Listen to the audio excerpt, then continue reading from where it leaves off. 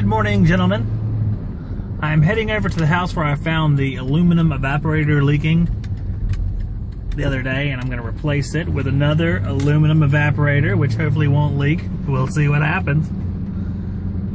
I'm pulling in now to the subdivision here, and we'll get started on changing this thing out. I have the Costco cart loaded down. It transfers between being a diagonal hand truck, an upright hand truck, just a regular pull behind cart there. So I carry all my stuff over to the unit, get started pumping it down. It won't have to go to and from the truck a whole lot because the truck is way over there. Since we are changing the evaporator, I'm going to pump the refrigerant into the condenser here. We have our gauge right there on the line.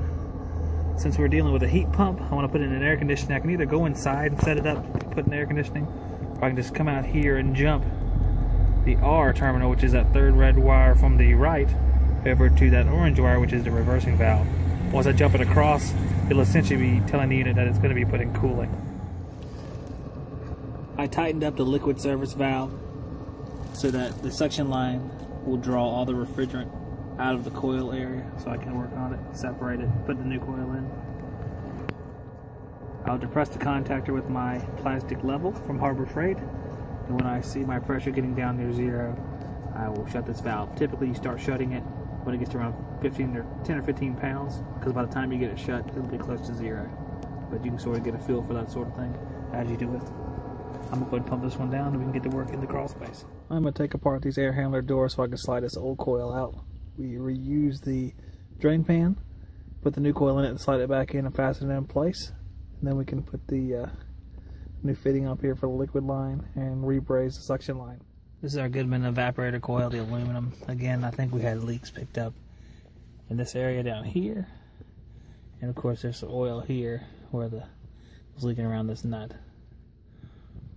We have one bracket to take out here. The coil will slide out. We're going to reuse this drain pan. They do not give you a drain pan, so you just set the new coil in it, slide it back, and you're back in business. So that's what we're going to do. Here's our new coil, along with our evil bad coil. Now the coil comes with a curved piece to go into that assembly here for the piston, but I actually have the straight one on the truck that matches up with the older style. So we want to change any piping or make it look stupid. So we're going to drag the sucker underneath there and bolt it in place. And then we'll be able to put the new orifice in it and start welding things up. Guys, what I do now is I turn this nut. You can actually release some of the nitrogen. You can press on this little clear plastic. Let it out. It's almost all the way out on this one. Or you can drill a hole here. Whichever way you want to do it. When the nitrogen gets out, you can loosen this up, take this orifice out. Typically when you get a Goodman air handler with multiple tonnage, like an 1824 or 3036, you'll get the largest orifice for that size in there. So since we have a 1.5 tons, we have to take this orifice out and put the 49 back in there. Okay guys, I have my lines brazed in now. Orifice is in place, number 49. You can see indicated by the strip here. Orifice is on the inside, Teflon seal, a new Teflon seal, a new nut, a new liquid line fitting there too. The only thing that's existing is the orifice itself. I did reuse the number 49 orifice. I have to re-insulate this line here, and then I have to put a pressure test on it. Guys, I pressure checked the lines with 280 pounds of nitrogen. Initially I thought it actually was dropping a little bit, but once it leveled out, that fell into place and did not move, so we were good to go. I'm now putting a vacuum on the system. I'm going to go tidy up underneath, make sure everything is back the way it was before, except for the leaky coil. And we will move on to charging the unit back up. We are now putting the 410A in the system, so we're up and running. We're running pressures of 240 over 35 to start out with, which is extremely low. It's something like running like a 10 or 15 pound suction on the R22, something like that, in that neighborhood. So extremely low. We're putting a little bit of refrigerant in now. We'll put a pound in it, let it roll for a while to see how it does, but more than likely we'll have to go a little bit higher than that, because that's a very low running pressure.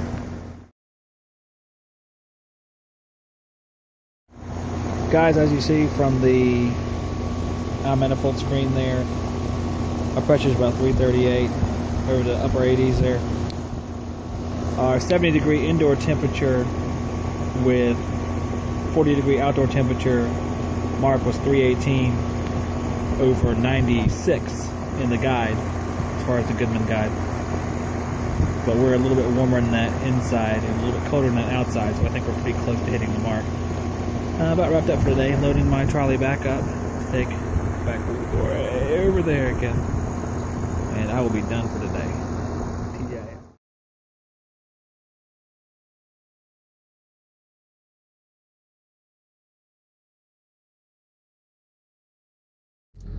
Oh, it's a bummer to be in traffic on a Friday. Thought I was going to make it home a little early. Doesn't look like it. It's too bad I'm not driving on the other side of the road. There's no one there.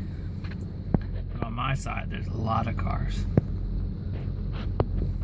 Oh well.